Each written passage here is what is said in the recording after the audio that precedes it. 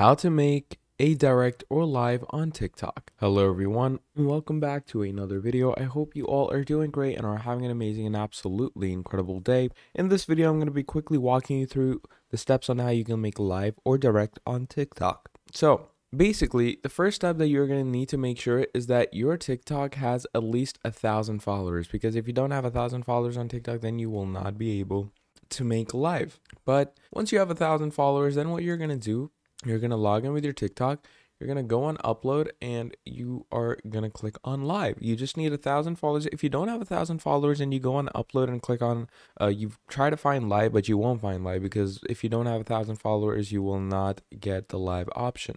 And you can even stream from your PC. So you can write TikTok live from PC. It involves using, your OBS and your live studio.